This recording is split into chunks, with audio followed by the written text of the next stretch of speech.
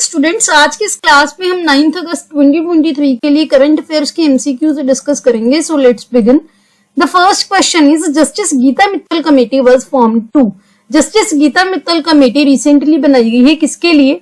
छत्तीसगढ़ में scheduled tribes की condition को मॉनिटर करने के लिए, मणिपुर की सिचुएशन को मॉनिटर करने के लिए, नो वायलेंस को मॉनिटर करने के लिए, और फोर्थ ऑप्शन है श्रीलंका में तमिल्स की कंडीशन को मॉनिटर करने के लिए। यहाँ पर आप देख सकते हैं ऑनरेबल सुप्रीम कोर्ट ने ये अनाउंसमेंट की है कि it will appoint all women panel to oversee relief in Manipur.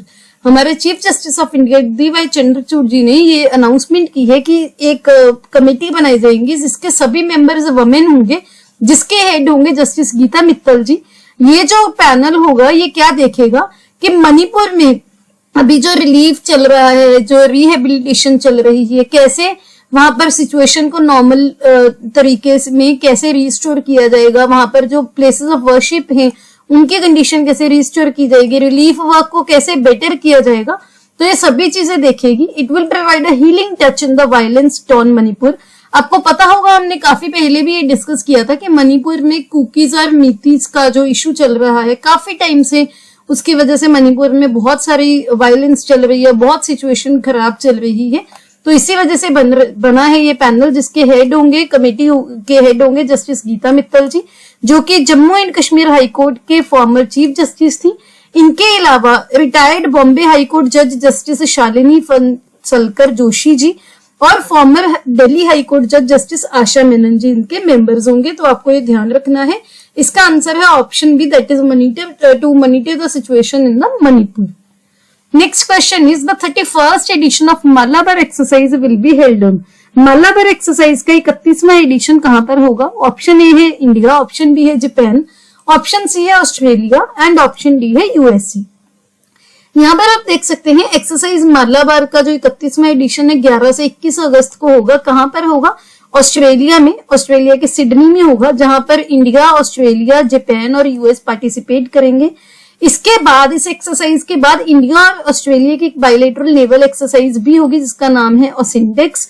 ये जो मलाबार एक्सरसाइज है, इसके साथ साथ इंडिया को सी पार कॉन्फ्रेंस पर भी इनवाइट किया गया है ऑस्ट्रेलिया के द्वारा, जो कि 7 से लेकर 9 नवंबर के बीच में होगी। जो एक्सरसाइज मलाबार है एक नेवल एक्सरसाइज है जो कि काफी कॉम्प्लिकेटेड है, जिसमें इंडिया पार्टिसिपेट करता है, जो कि इस बार होने वाली है ऑस्ट्रेलिया में। Next question is, S. Balakrishnan Committee was formed regarding the special status of। S. Balakrishnan Committee किसके स्पेशल स्टेटस के लिए, किसके स्पेशल स्टेटस के बारे में बनाई गई थी पास्ट में? ऑप्शन ए है Jammu and Kashmir, option B है नागालैंड, ऑप्शन सी है मणिपुर एंड ऑप्शन डी है दिल्ली। यहाँ पर आप देख सकते हैं, as Rajya Sabha passes Delhi services bill, Shah sharpens attack on Kejriwal. Actual में क्या इशू था? जो हमारे कॉन्स्टिट्यूशन ऑफ इंडिया है, ये आर्टिकल 239AA के अंदर जो national capital, government of national capital territory bill है, उसके अकॉर्डिंग जो दिल्ली है उसको स्पेशल स्टेटस देती है। आपको पता होगा कि जो 69th अमेंडमेंट एक्ट हुआ था 1991 में दिल्ली को स्पेशल स्टेटस देने के लिए, इसी के पार्ट में आर्टिकल 239AA इंसर्ट किया गया था on the recommendation of S. Balakrishnan committee to look into demands of the statehood of Delhi। अब एक्चुअल में इशू क्या है? आपको पता होगा दिल्ली में जो स्पेशल स्टेटस की वजह से कंडीशन है कि दिल्ली की जो गवर्नमेंट है, पुलिस, पब्लिक ऑर्डर और तीसरा जो है लैंड, इन तीनों के बिना सभी सब्जेक्ट्स पर लॉ बना सकती है।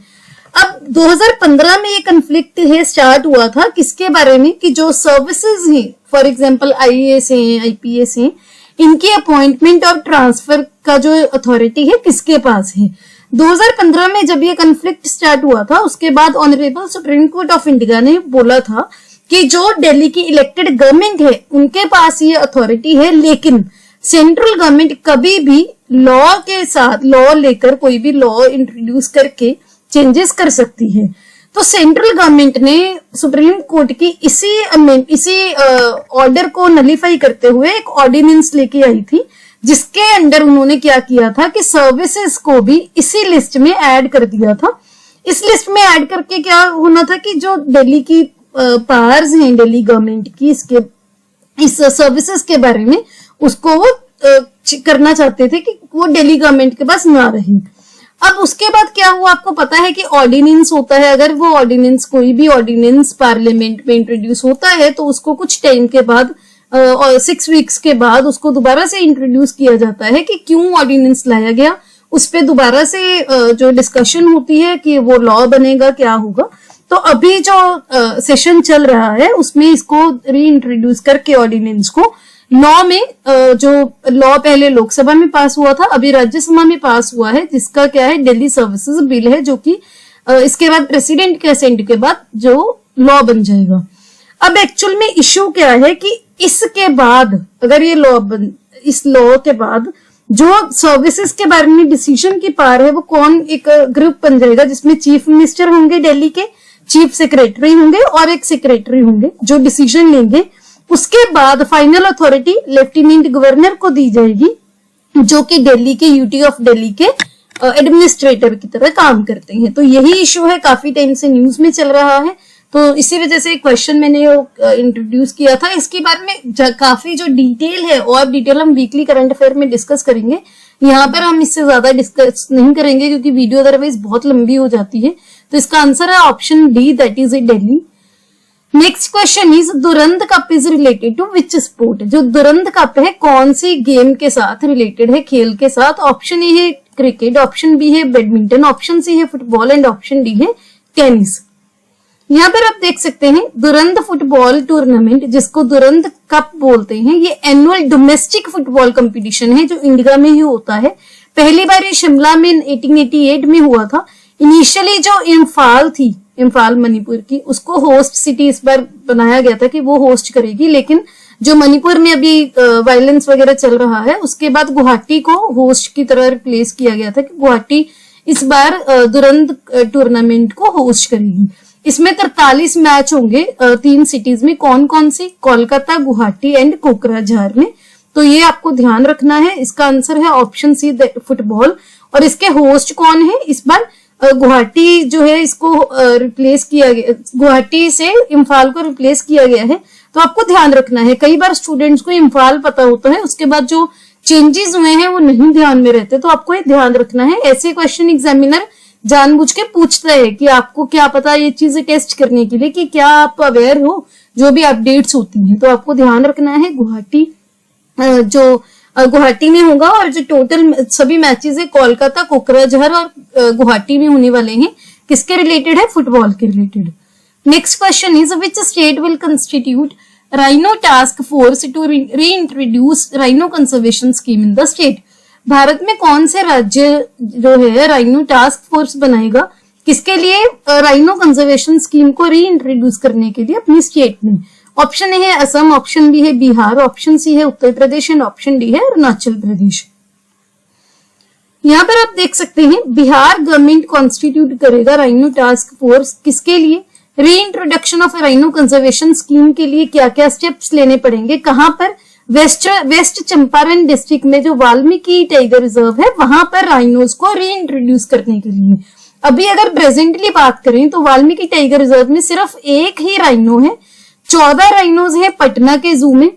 लेकिन अगर राइनो टास्क फोर्स एस्टैब्लिश होंगी तो अथॉरिटीज एम कर रहे हैं कि वो वाल्मीकि टाइगर रिजर्व में और ज्यादा राइनोज ला सके। आपके लिए क्वेश्चन है कि इंडिया में जो राइनोज है वो कहां पर है सबसे ज्यादा, कौन से स्टेट में है या कौन से नेशनल पार्क में है, कौन से टाइगर रिजर्व में, ये आपको बताना है इन द कमेंट सेक्शन। तो इसका आंसर है option B, that is Bihar.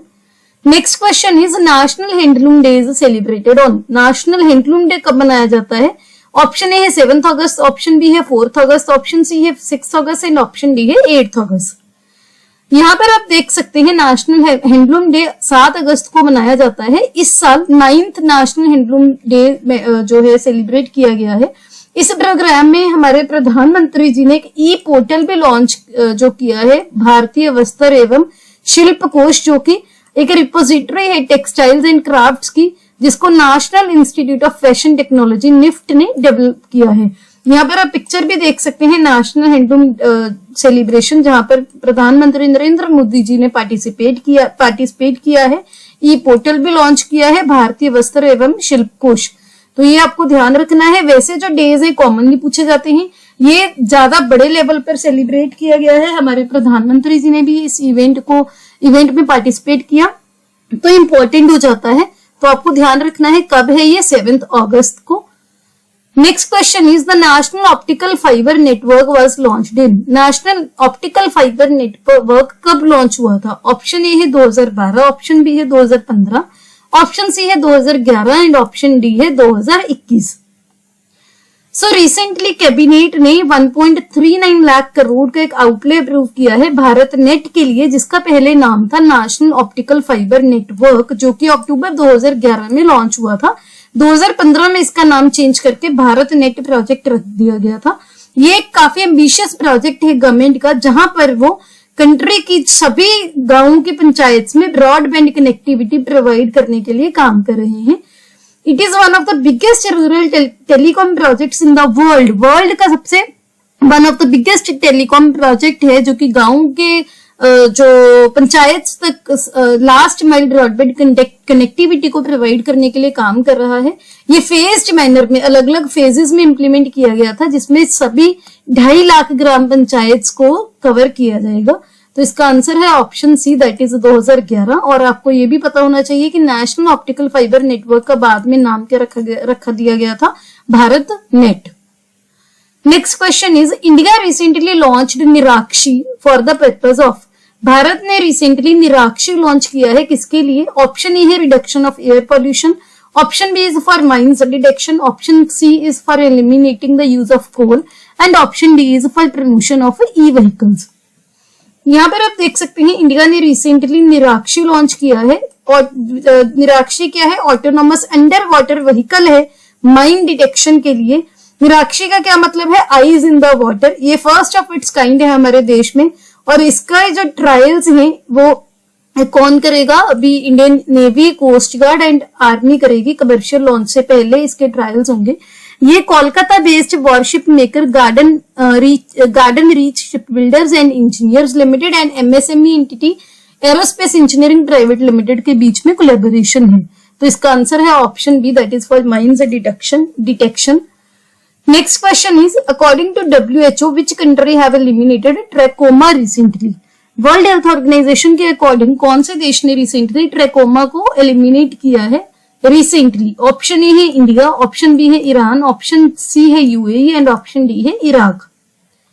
यहाँ पर आप देख सकते हैं वर्ल्ड हेल्थ ऑर्गेनाइजेशन ने अनाउंस किया है कि इराक ने अब ट्रैकोमा को एलिमिनेट किया है, जो कि वर्ल्ड की लीडिंग इन्फेक्शियस कॉज है किसका? ब्लाइंडनेस का, जहां पर लोग देखने के सक्षम नहीं रहते। कब ये इन्होंने एलिमिनेशन की अनाउंसमेंट की है? अगस्त 2023 में। ट्रैकोमा क्या है? एक बैक्टीरियल इन्फेक्शन है जो कि आईज को अफेक्ट करती है। ये बैक्टीरियम क्लैमिडिया ट्रैकोमेटिस के द्वारा होती है। इन्फेक्शन क्या है? जो आईलिड्स होती हैं, जो हमारी आईलिड्स हैं, उनके अंदर वाले सरफेस को रफ कर देती हैं। तो आपको ध्यान रखना है कौन से देश ने रिसेंटली किया है? इराक ने। आपके लिए क्वेश्चन है कि क्या इंडिया में ट्रैकोमा है या इंडिया ने भी एलिमिनेट कर दिया है अकॉर्डिंग टू WHO? वो आपको कमेंट सेक्शन में बताना है। नेक्स्ट क्वेश्चन, अभी हम डेली रिवर्स के बारे में बात करते हैं, लेकिन आज हम रेड सी के बारे में क्यों बात कर रहे हैं? क्योंकि ये न्यूज में भी था, और ये भी जैसे हम ड्रेनेज सिस्टम के बारे में बात कर रहे हैं, तो सीज, रिवर्स हम सभी इसमें कवर करेंगे। आज ये करंट अफेयर्स में से क्वेश्चन है, which country do not border the Red Sea? Red Sea को कौन सा देश इनमें से बॉर्डर नहीं करता है? ऑप्शन ए है येमेन, ऑप्शन बी है ओमान, ऑप्शन सी है इजिप्ट एंड ऑप्शन डी है सूडान। क्यों न्यूज में था? बहुत सारे यूएस के सेलर्स हैं, मरीन्स, ये रेड सी पहुंचे हैं आफ्टर द ईरान टेंशंस।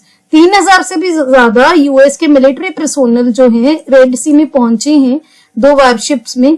क्यों? क्योंकि वहां पर जो टैंकर्स थे ईरान ने कैप्चर किए हैं। Deployment adds to growing US military buildup in the tense gulf waterways vital to the global oil trade and led Tehran on Monday to accuse the US of inflaming regional instability। तो actual में क्या है, ये जो oil trade के लिए red सी है बहुत इंपॉर्टेंट है। तो इससे क्या है, यूएस मिलिट्री किसमें पार्टिसिपेशन है, वो रीजनल इंस्टेबिलिटी को भी जो रीजनल इंस्टेबिलिटी के लिए यूएस को अक्यूज किया जा रहा है इस एरिया में, तभी ये न्यूज में था। तो आपको ये ध्यान रखना है। रेड सी की अभी थोड़ी ज्योग्राफी देखते हैं। आप सबसे पहले तो ये देख सकते हैं, यहाँ पर मेडिटेरेनियन सी है। Mediterranean sea one of the most favourite topic है एग्जामिनर का। इसके बाद यहाँ पर है रेड सी। रेड सी का बॉर्डर टोटल 6 एशियन और अफ्रीकन नेशंस के साथ इसका बॉर्डर लगता है। यहाँ पर इसका बॉर्डर लगता है, मैं इसका मार्कर चेंज कर लेती हूँ, यहाँ पर सऊदी अरेबिया के साथ, इसके बाद यमन के साथ, इसके बाद है सूडान के साथ, यहाँ पर आप देख सकते हैं। उसके बाद है एरिट्रिया के साथ, जिबूती के साथ, यहाँ पर जो है ये जो है जिबूती का एरिया है।